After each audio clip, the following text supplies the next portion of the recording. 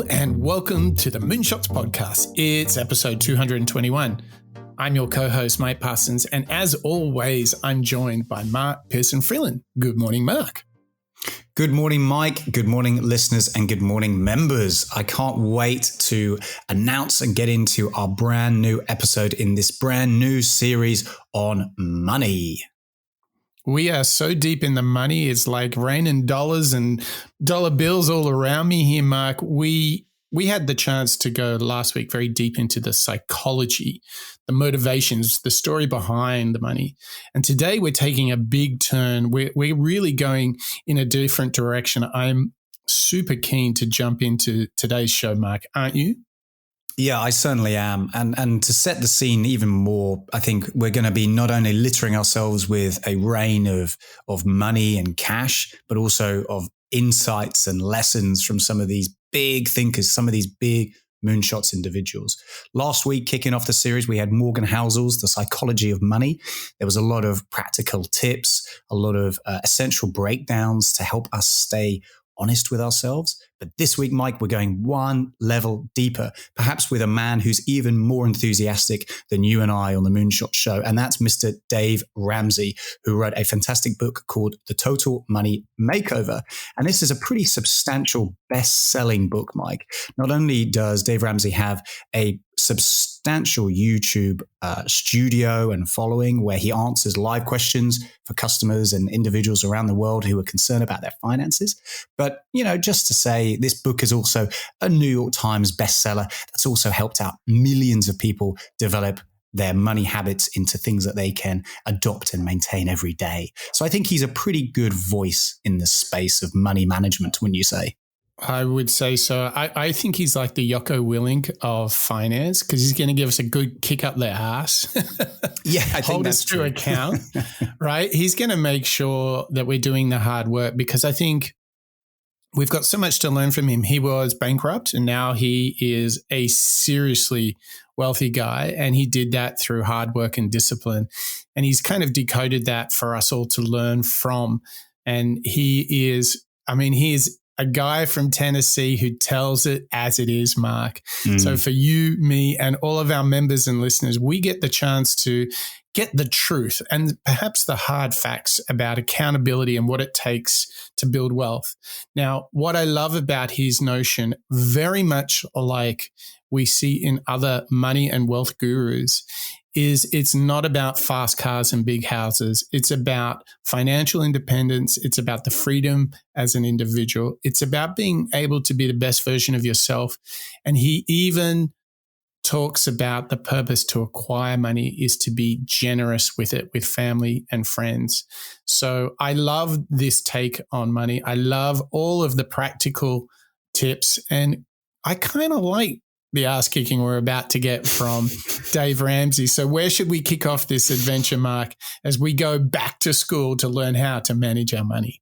I think, look, we've got to listen to the professor, the class teacher and the leader, the headmaster himself. Let's kick off with Dave Ramsey setting the scene for us as we dive into this book of his and the key 7 baby steps that he calls out within Total Money Makeover by focusing on the first 2, which are save and snowball.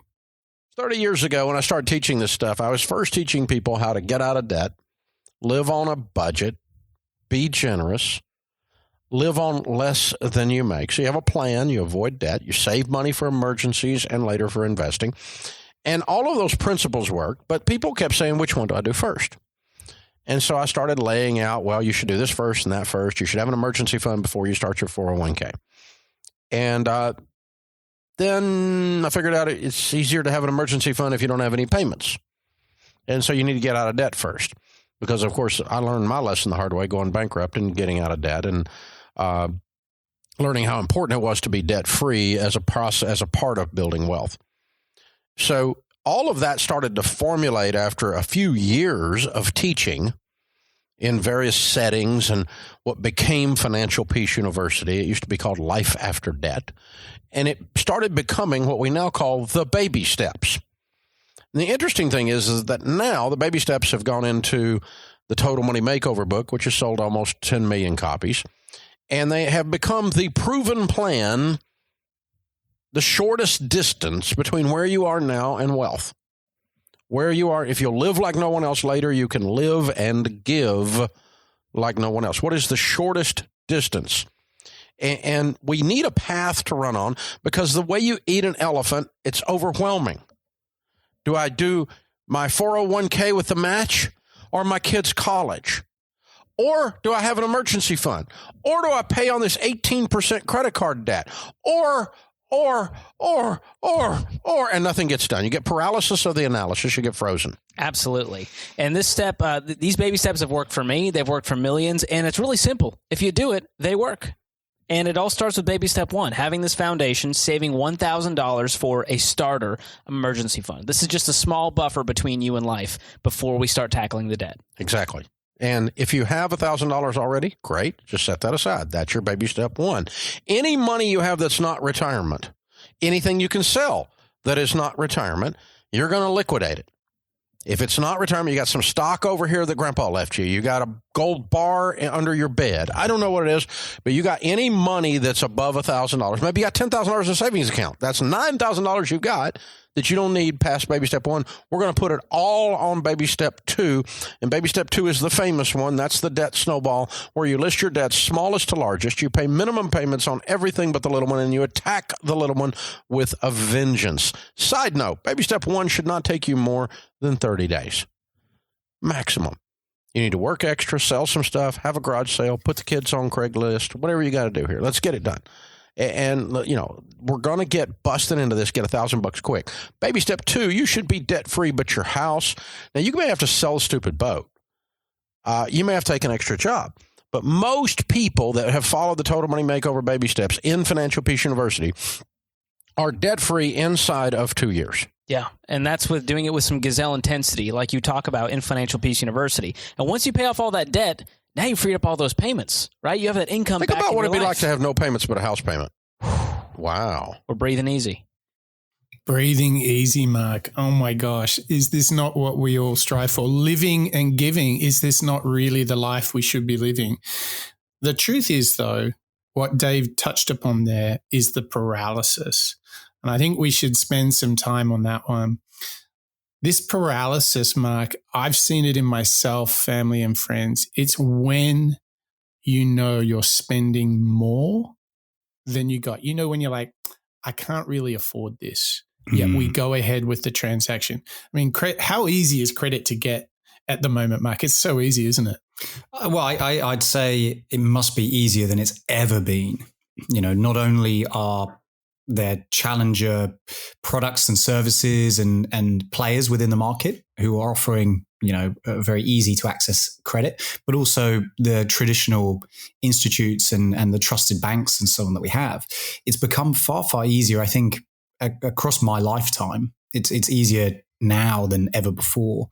And I think the problem with that is, as you've just said, and as I think we're going to mention, it becomes too tempting to get into the funnel, I suppose, of debt, the whirlwind of buying things that you don't necessarily need.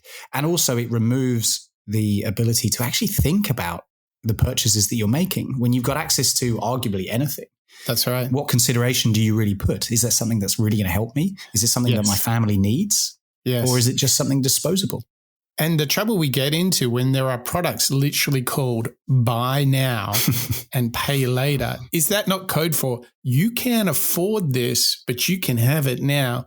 And we're so naive to think that there's not a catch attached to that. And I think it is so easy to make a few of those steps and find yourself in that paralysis. Like, I got a bunch of different debts. I got credit lines here, there, everywhere, car, house, credit card, you name it. And I think this paralysis is where we need to begin our work, like holding ourselves to account, standing in front of the financial mirror and saying, am I really living within my means? And, you know, one of the things is, you know, he mentions this idea, we all want to strive for living and giving. And something that we, Mark, have talked about a lot is that the acquisition of wealth is a means to having freedom and choice in your life.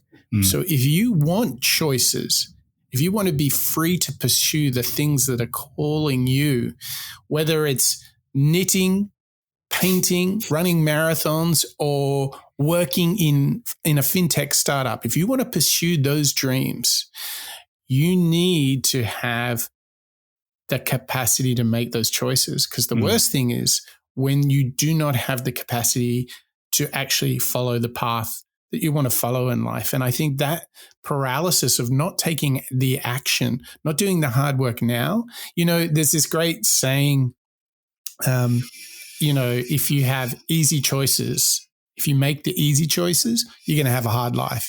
But if you're prepared to take the hard choices, you're actually going to have an easier life. And I think this is so true with money.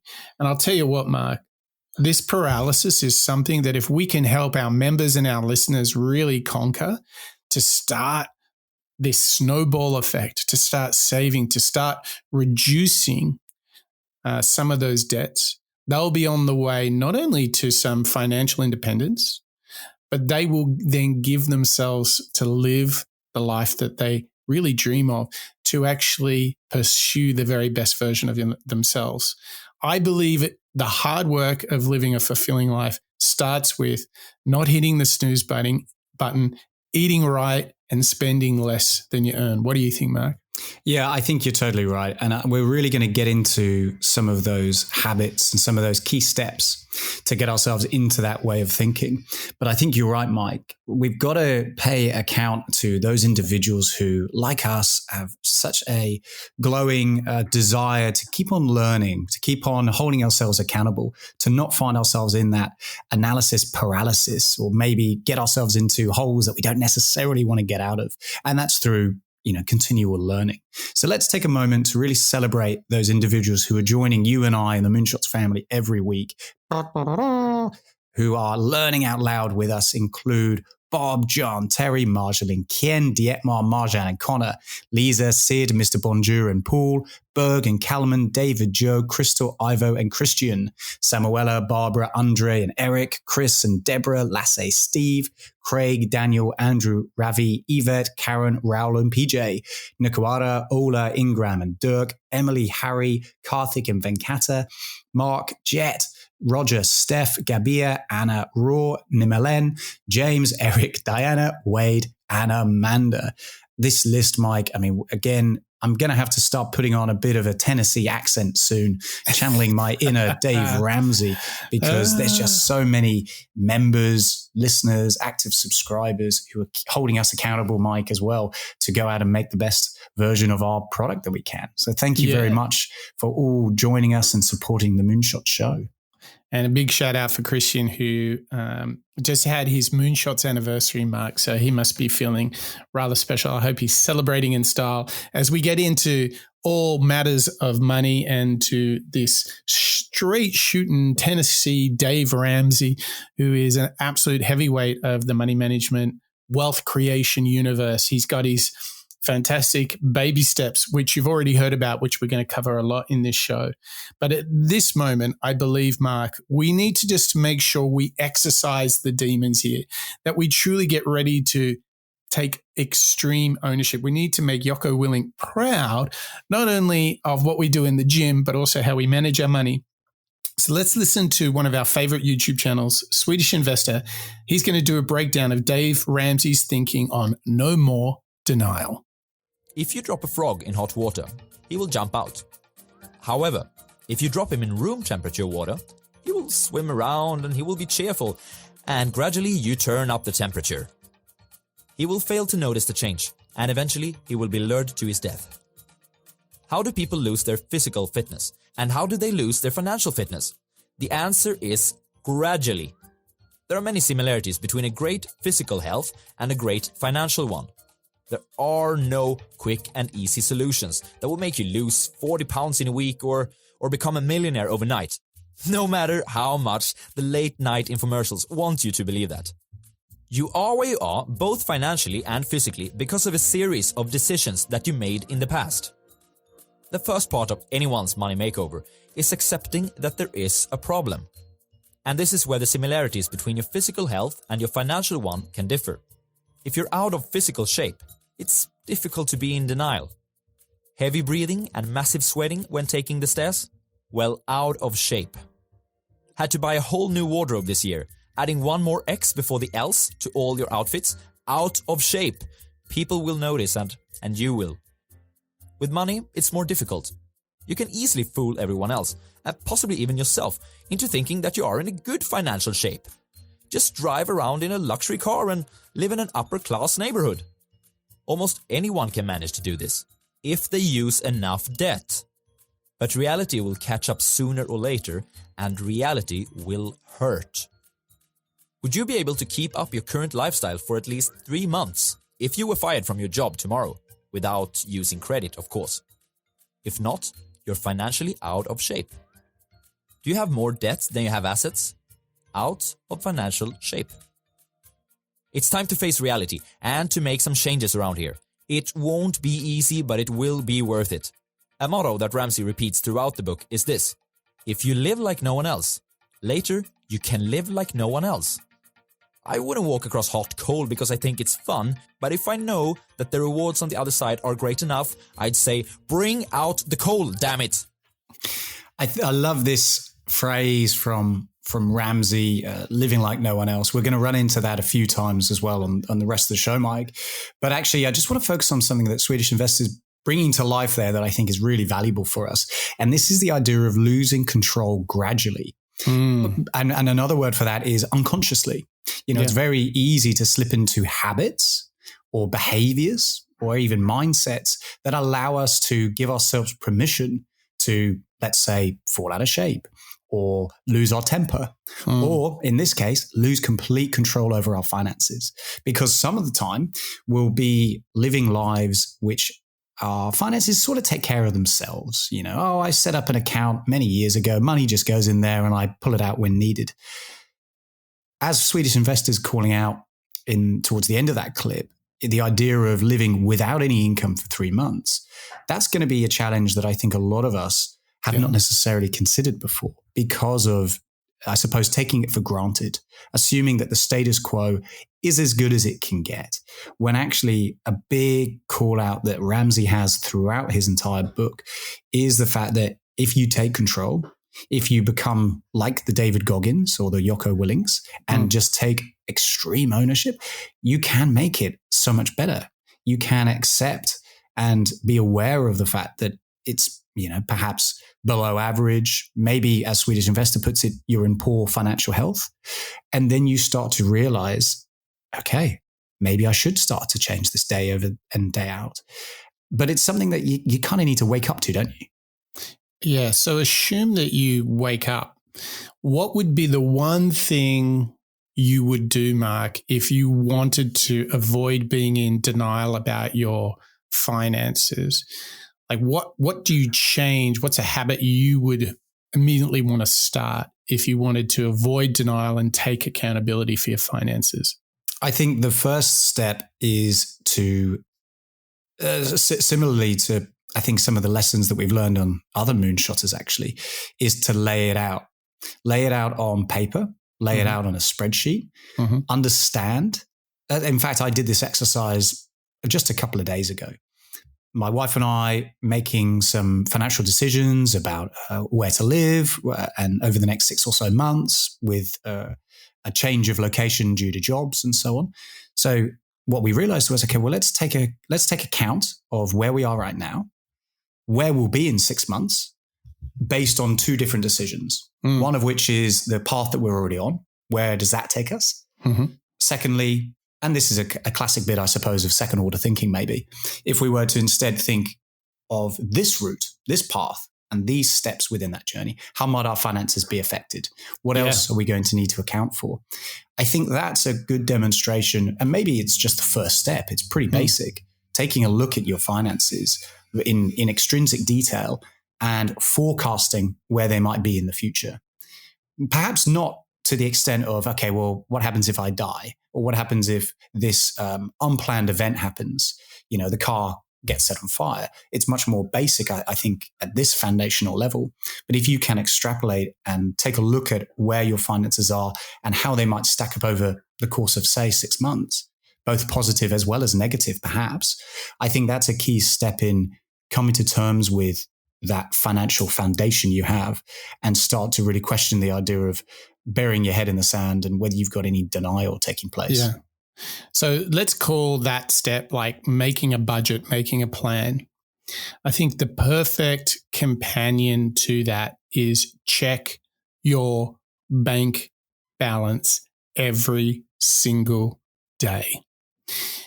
For me, like it's the same as if you want to lose weight, weigh yourself every day. I mean, Bill Gates, we learned in the show we did on Bill Gates, he is like, you get what you measure, right? I believe that the single best habit you can have once you've said, okay, what is our budget? How do we spend money? Is to then track your spending like it's going out of fashion. Like you have to be all over that. So set yourself a reminder to check your bank balances, your credit card balances, to give yourself that moment of, hang on, what's that transaction? What was that for? And then, when you see your bank account drop and you're like, huh? Why did that drop so much? The thing is, the paralysis that we often have, or the lack of accountability, is a lot of people don't check their bank balance every day, right? A lot of people are like, towards the end of the month, I go, I just got to make sure that I have enough in there before my next paycheck, right? Yeah. Well, imagine if you're tracking it every day, pretty soon you're going to start to see your spending habits. Pretty soon, if you've done that budgeting step, you're going to go, actually, we're not going to get takeout. We're going to cook tonight because we have been spending a bit too much this week. Like, it is so easy to make the adjustment in the day or the week rather than the nasty surprise. Classic thing, the tax man comes and says, you owe a lot more tax. Classic thing, you have a health event and you need to pay all these extra unforeseen health costs. And everyone's like, yep, don't have the money, don't have the rainy day fund. Check the balance. Absolutely. Do not be in denial. Don't run away from the bank balance. Get after it. For me, it's all about attack. Know those dollars and cents. And pretty soon, what's on the other side of that, Mike, is you actually start making the goals that you said, like the really long-term goals you mentioned. You can start to say, well, what sort of amount of money do we want to save each year? And then if we were to save that each year for 10 years, how much money would we have? Would we put that in our 401k or our pension or our superannuation fund, depending where you are in the world?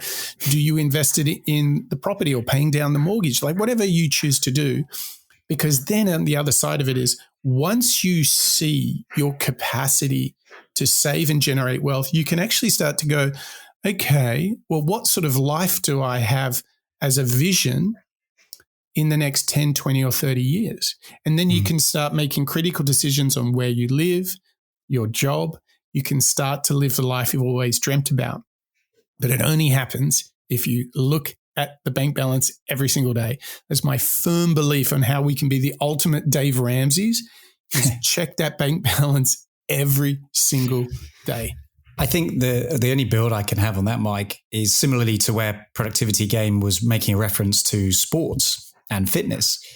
I think it's a lot easier to do prehab rather than rehab, i.e., if you can be ahead of the curve, if you know where your finances are and you know the potential output or situation you'll be in if you do go out for yet another dinner this week, it's a lot harder to build back up a fortress balance sheet or a savings account than it is to spend it.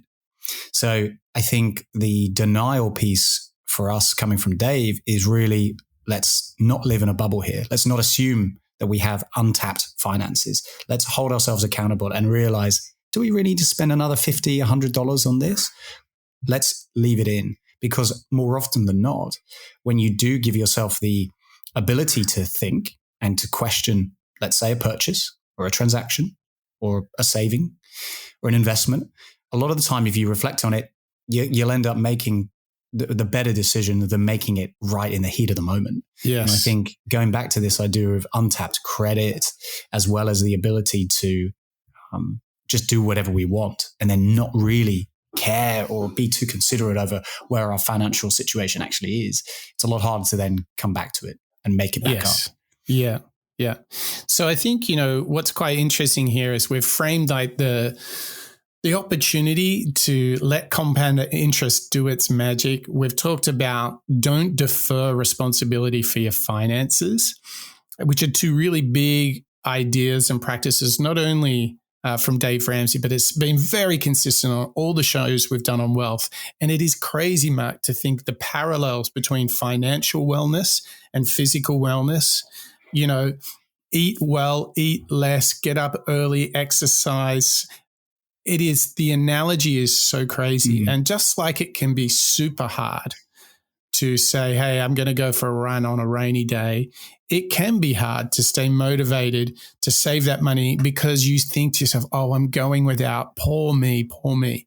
But don't worry, Dave Ramsey and his co-host Jess have some thoughts for us. And you're walking around in a culture, strutting around like you got some money. You got no money. Shut up. You're broke.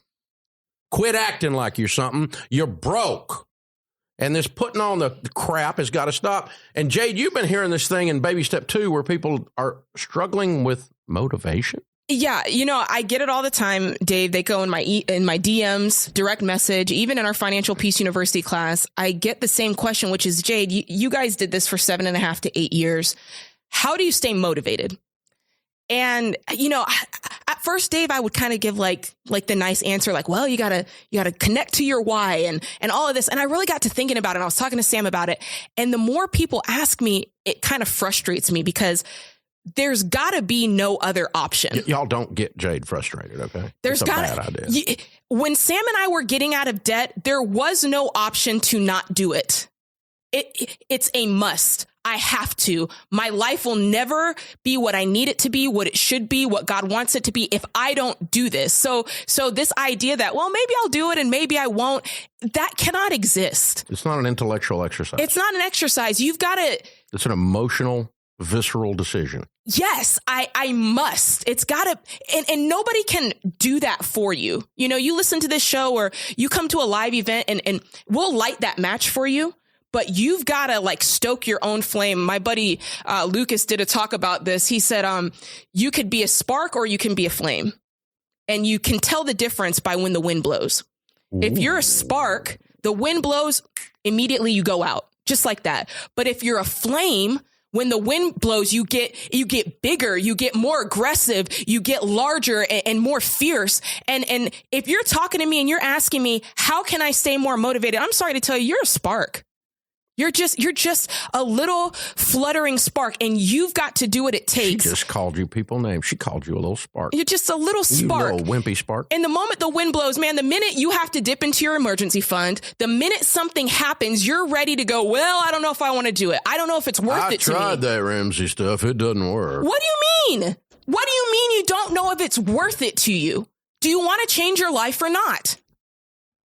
Mike, we are getting into some pretty essential truths here. This is where I think Dave Ramsey's book, as well as his co-hosts, can really bring to light this mindset and potentially this behavior or habit shift that we should all go through with regards to our finances. And that's, as Jess was calling out, there is no option. You must do it. There's nobody else you can lean back on or rely on. It is not something that necessarily will sort itself out.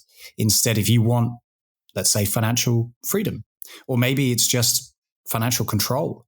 You want to feel a little bit more ownership of your finances. You want to know what's coming in and what's going out and when. You've just got to do it. You've got to get involved. You've got to choose to be essentially like Goggins would call us out, unstoppable. You don't fall into the fight or flight behavior. You don't turn away from that adversity or that discomfort. Oh, I don't really know what my finances are doing. I'm going to have to take a look at them, but there might not be as much as I want there to be. That's a little bit uncomfortable. That's going to make me feel a little bit exposed.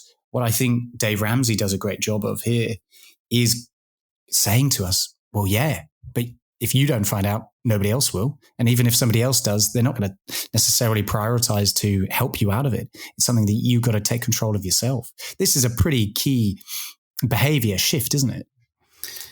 Look, I think it's so interesting that the motivation is not choice.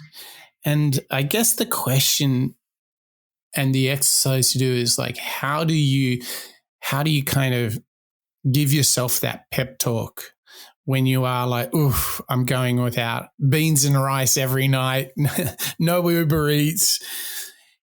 And here's where I go.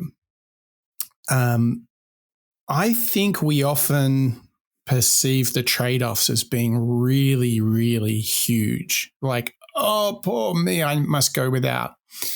But what I find interesting with a lot of consumables and things that we spend our money on is actually you can live well and easily within your means. For example, where you choose to buy your clothes. I think this is a huge lever that we have.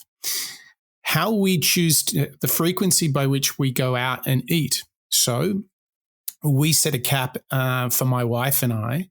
We say we will have either a dinner date or a breakfast date once a week. And together with our son, we'll order takeout once a week. That is the limit. We do not go past that. And if we do, we go without the following week.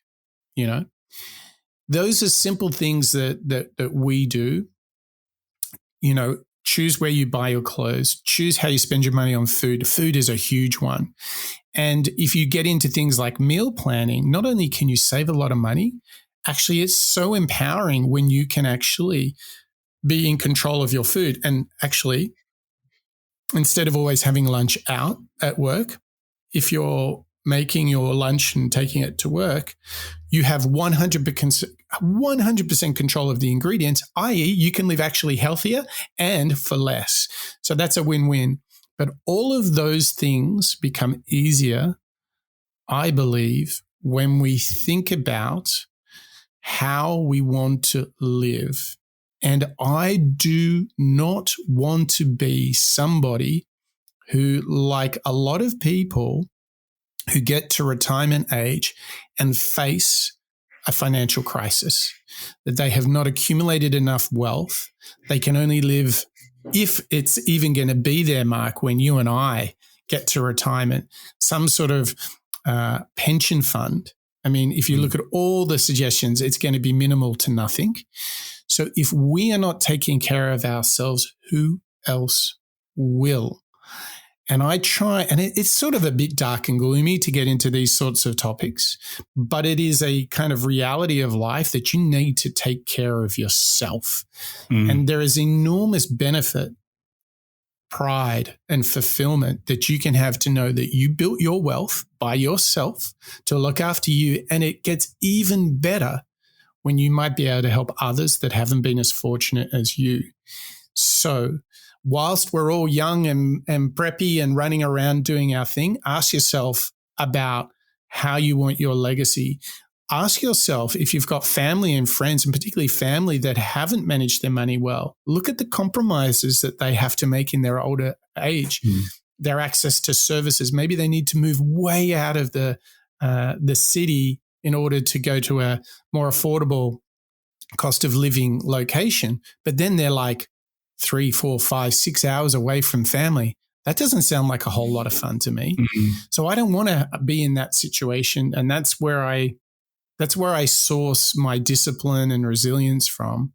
How do you, Mark, in the world of temptation or in a world of people paralyzed and not making the spreadsheets like you did just recently, how do you keep yourself in the game? How do you not hit that snooze button on wealth management? I think it comes down to prioritization. And I think that speaks a little bit to where you were just going, Mike, with regards to controlling lunches, controlling your ability to go out and have another dinner out and so on. It just comes down to what I, and more broadly, I suppose, my team, so to speak. So my family situation, my wife and I, what we want to try and prioritize. For example, if we have our eyes set on, let's say an annual big purchase, maybe that's something substantial like a white good, a new fridge, a new washing machine. Maybe it's something even more expensive than that. Maybe it's a car. Maybe you're getting to that point where you can actually go out to the bank and get a mortgage, go and buy a house. I think it comes down to what you, and this speaks to your idea of legacy, Mike, as well, what you regard as a priority that you and your immediate others, I suppose your family, are going to want to lean in towards and rely on.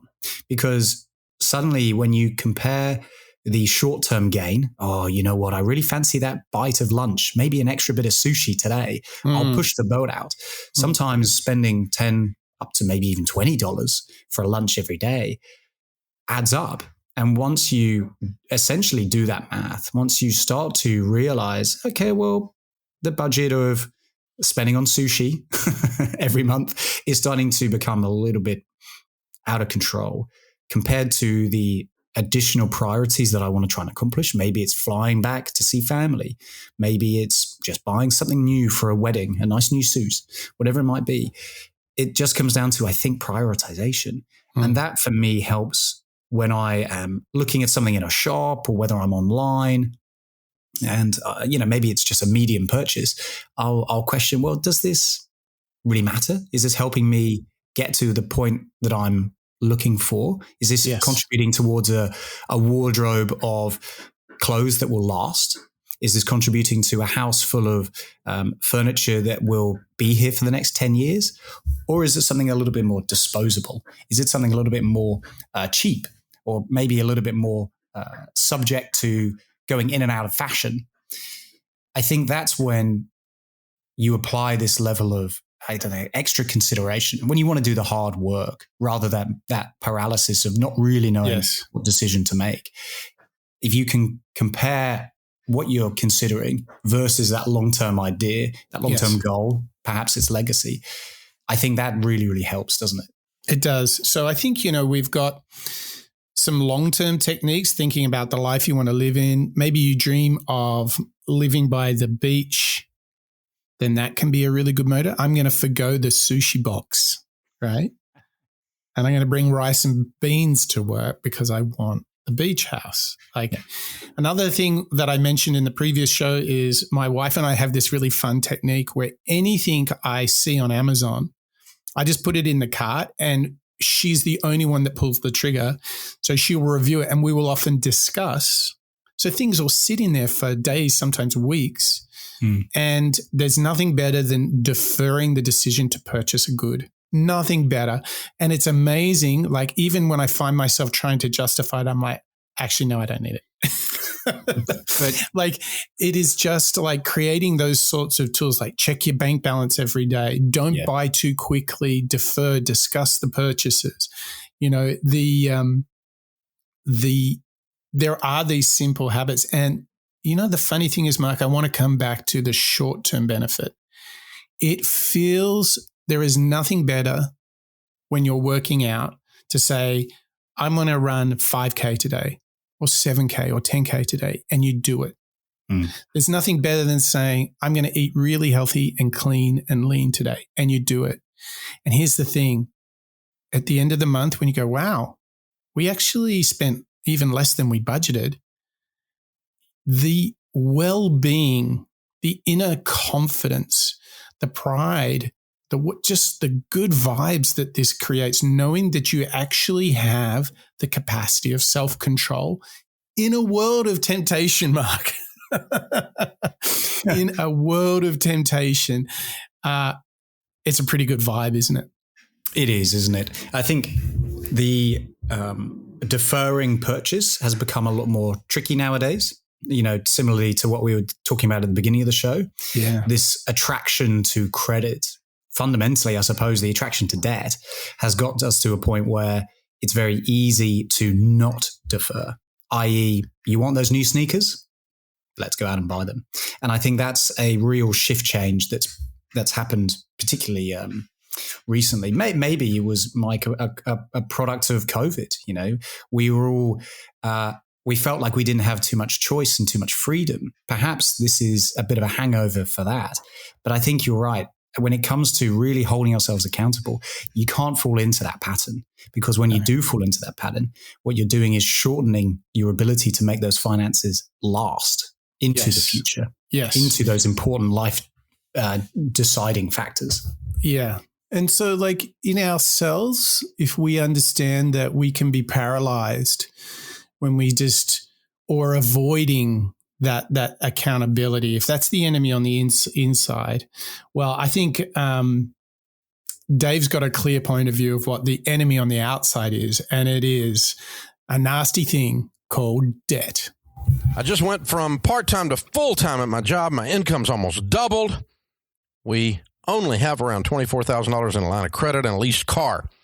Every question you get usually revolves around someone having multiples of our debt. So the question is the advice for someone drowning in debt the same as those who are just wading through it? Yes. The advice is the same. All debt is standing between you and becoming wealthy. Your most powerful wealth-building tool is your income. And when you give some of it or a bunch of it to someone else, you don't have it anymore. That's a mathematical fact. When you pay car payments on a stupid fleeced car and you have a $24,000 line of credit buying crap you couldn't afford and you pay payments on that stuff, you don't have the money anymore. If you had that money, you could have used it for investing and for generosity. And so, yeah, you get very, very intense. The good news is that you can get out of debt quicker. You didn't mention your income in your email request for an answer, but you can get out of debt quicker probably because you don't have the multiples of debt that a lot of people do. Lady earlier this hour, $225,000 in debt. You probably have more like $50,000 in debt, depending on the price of this fleeced automobile. But the point is, get rid of the debt. Because without any payments, what you have is money. And then that gives you options. Now, money is not the end of the world, but not having money sometimes is. Money's what you feed your kids with. Money's what you pay the light bill with and keep the heat and the cool on. Money's what you keep a roof over your family with. Money is how you help other people, generally speaking. It's hard to feed hungry kids if you're poor. And so this is what money's for. It's just a tool. It's not got any existential, there's no existential beauty to it. It's only for what it's good for. It's a tool. It's like, I have a car. What's the car for? Getting to work, taking my family on a vacation, going to see grandma's house. This is what your car's for. But your car has not got, it doesn't change your life. It's what the car does that changes your life. Instead of walking or riding an ox cart, you have a car. That's all money is. It's just a tool. So the point is, yeah, Barb, let's get rid of the debt because then you have more money. And it's not a spiritual problem to have more money. Spiritual problem is when you worship it. So get after it, kiddo. Get your mess cleaned up. And listen, you're in a real dangerous position.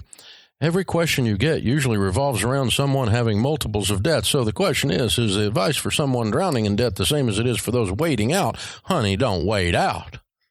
Your language reveals that you are not nearly concerned about this enough. I want you to get more angry about this. They're taking your money. Mike, I think, again, Dave is hitting us with some hard truths here. And there's two particular pieces that I'd love to dive into a little bit. The first of which is, I suppose, setting the scene and the function that I think Dave's calling out that money actually has, rather than it being, let's say, a thing that we're all destined to chase. It isn't something romantic. It isn't something that we should feel jealous of or have ego over or desire what we don't necessarily have. I think what Dave is doing a really nice job of, which is setting that foundational understanding of what finance and wealth and money actually is. It's just a tool. It isn't something that we should compare to other people. It isn't something that we need to feel necessarily desire to become tens of millions of millionaires and so on. Instead, it's just a method that we can utilize in our lives to get where we want to be. I think that's a really nice, very quick, very simple breakdown that Dave does for us there, which then builds onto the second point that I think is really coming through in that clip. And that's the idea of money being available once you remove the reliance on third parties, i.e. if my car is leased, if I've got a loan from, say, I bought a brand new, maybe Apple Mac or MacBook, and I've got it on lease. I'm paying it off over time, over credit, over my credit card. All of those things are relying on a third party, on somebody else who is outside of my immediate circle.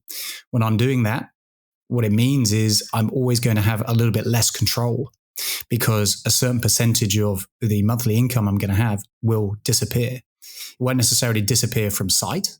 If I have good control over my finances, a good budget, I check my bank balance every day, I'm going to know where it's going.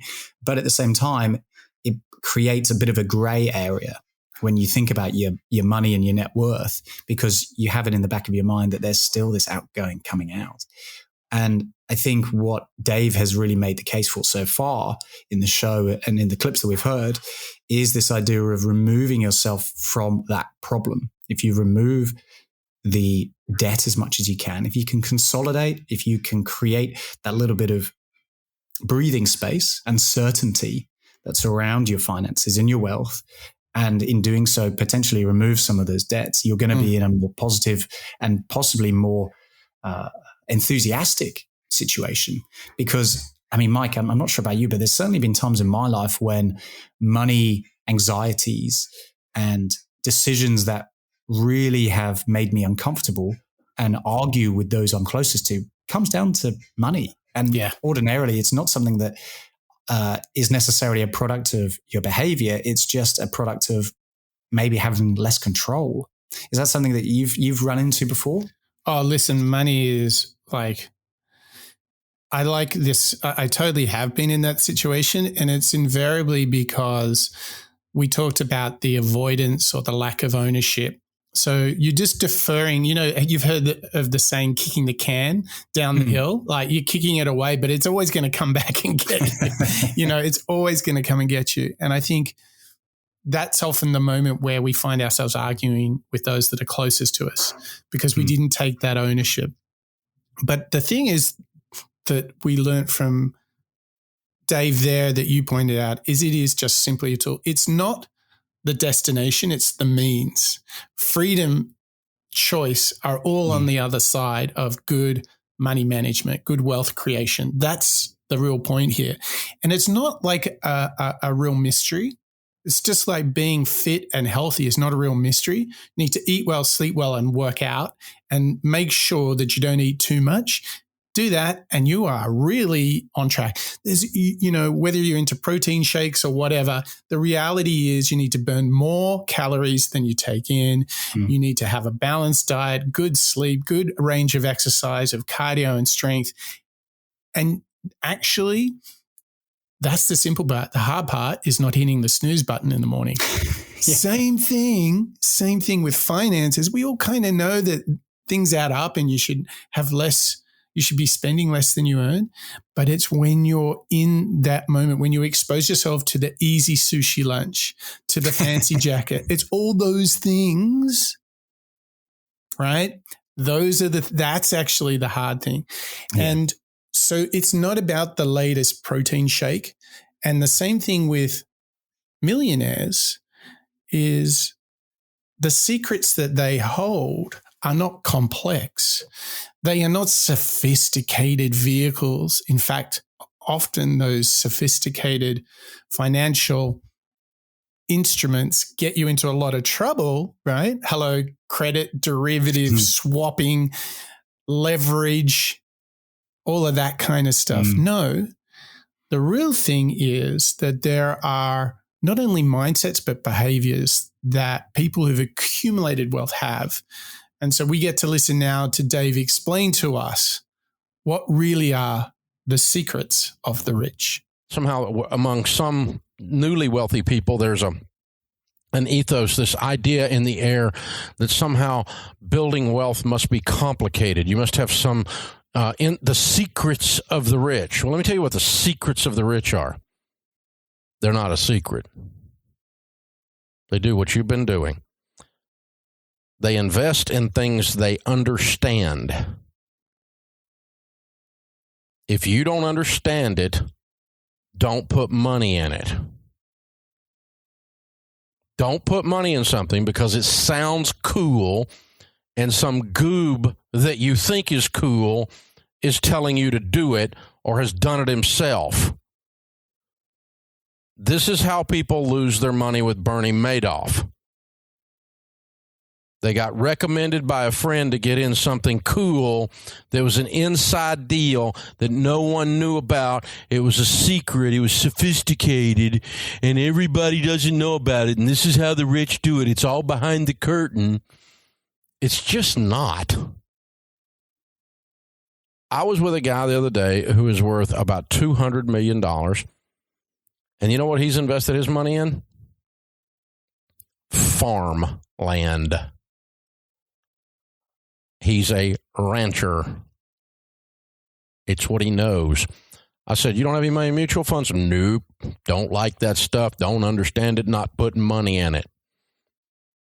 Well, that's not sophisticated, Dave, said a guy who has a tenth the net worth or a fourth the net worth or 1/1,000,000th the net worth that guy has. He's got $200 million. What you have is an opinion. Put money in stuff you understand and you're comfortable with. If that's all you ever do, you're going to be fine as far as the investing side. I have 3 investments. That's all I have. And I'm fairly knowledgeable about the investment world. I have 3. My business, paid for real estate with no mortgages, and mutual funds. I don't play single stocks. I don't screw around with gold. I don't mess with Bitcoin. And I don't need your stock tip from your broke golfing buddy with an opinion. You know, you missed out on getting in on this deal, Ramsey. Didn't miss a thing. I'll set my net worth down beside yours while you mouth off. Didn't miss a thing. You didn't either. Don't try to get, this is not time to get cool. Cool didn't get you here. Cool won't take you there. And, you know, don't try to follow these cool goobs around because I got to tell you, man, this crap, I see these things. Come to the seminar and learn how to do a limited family partnership with a double backflip trust. And, I just made that up. But it's crap like that. And people get all tangled up in stuff and they lose their butts. Don't do it. Don't do it. So it's real simple, Sean. Invest in things you understand. It's okay to use the KISS principle. I do. I use the keep it simple, stupid principle. I keep mine very simple, very clean. And if I don't have the money, I can't buy it. Wow, it's insightful. It's primitive. How do you get by on that with hundreds of millions of dollars of net worth? That's how I struggle through. Keep it simple, stupid. Mike, again, I think this is a great way of rounding out some of the work of Dave Ramsey in his book, The Total Money Makeover, because he's calling it back and putting it in front of our eyes. Keep it simple. It can be super straightforward. It doesn't have to be an intimidating, complicated mechanic in your life whereby you have to invest all your money repeatedly, log on every day, move your money around. Instead, you just keep a tab on it. You look at it. You make sure to research any of the decisions that you're considering making when it comes to your finances. You're not one of those individuals, and I've been there before, when you fall into the temptation to follow or invest in something that seems like a get-rich-quick scheme. You know, it's similar to six-pack abs overnight and so on. We know that those all require more skin in the arena than perhaps they initially say. So again, Chris is just a very straightforward shooter here, isn't he? He's saying to us, take ownership, remind yourself of what you're doing. You're investing your hard-earned money, the thing that you're kids, the thing that your family could benefit from. If you're going to throw it up into an investment or a decision or a behavior that fundamentally you don't really get, put yourself in the shoes of those who are around you. You know, would your child, your son, appreciate you being so frivolous, so maybe short-sighted in doing it? You know, I think there's a lesson that we can build on from Dave's work here, which is, you know, not only holding yourself accountable and going down the very simple path, but attaching it into this idea of you have an impact. There will be an outcome to this. Hold yourself accountable to it, and then that'll help you make that decision. I think that's what's really speaking to me here, isn't it? Yeah.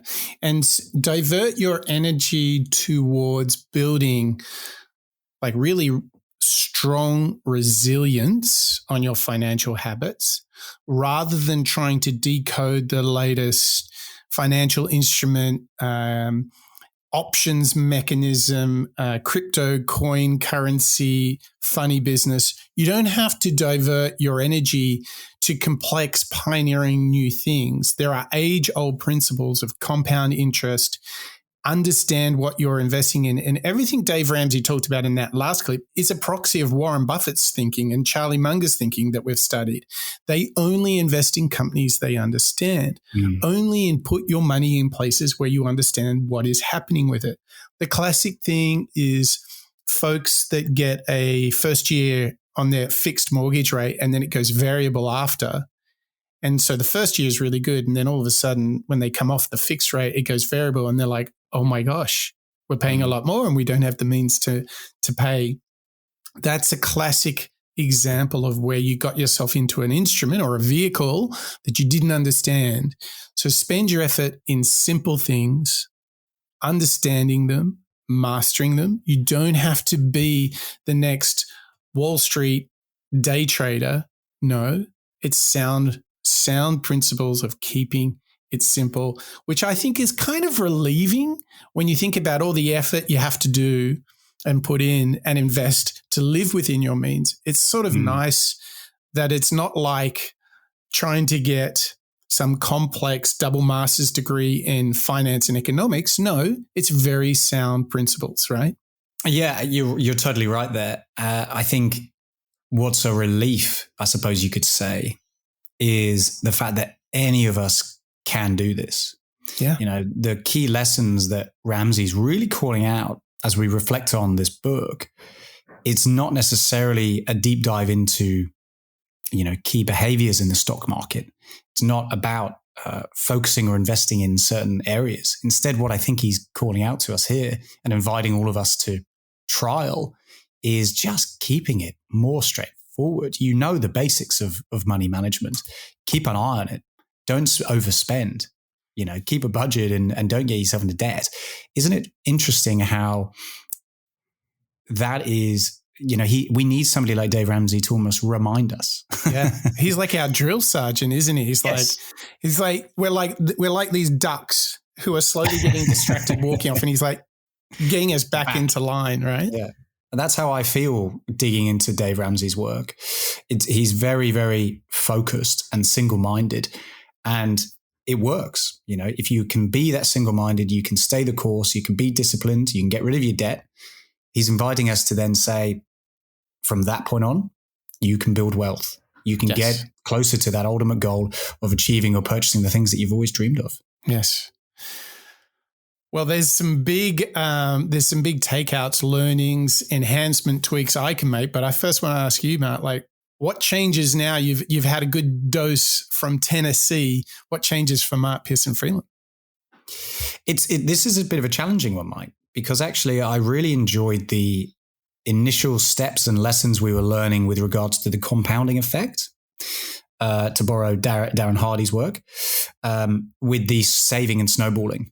You know, those key baby steps that we were introduced to at the start of the show, I think spoke a lot to me.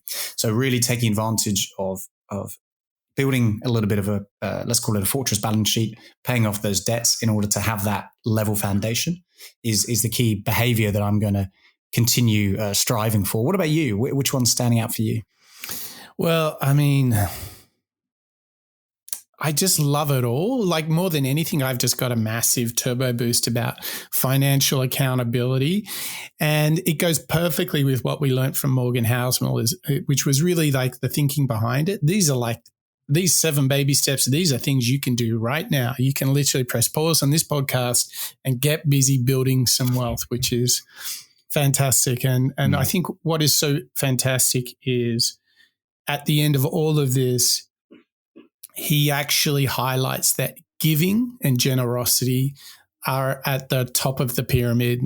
That's the whole reason you want to do this, to take care of the people that mean the most to you. So that's what a prospect. Yeah. Well, Mark, I want to thank you for sharing your thoughts, your ideas here as we get to the bottom of managing our money. And I want to say a special thank you to our members and to our listeners too, here on show 221, where we studied the mastery of Dave Ramsey in his book, The Total Money Makeover.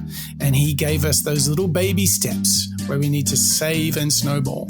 And in order to do that, you cannot deny your financial reality. You need to take extreme ownership. And as you go on the journey to building wealth, you need to be patient and resilient. Do this because you have no other choice. Because if you want to live your best life, you have to own it. Get rid of that debt and keep it simple, and you'll be on the way to giving yourself fulfillment, freedom, options, and choices in life. And I reckon that is a guaranteed path to being the best version of you. And that's what we're all about here on the Moonshots podcast. That's a wrap.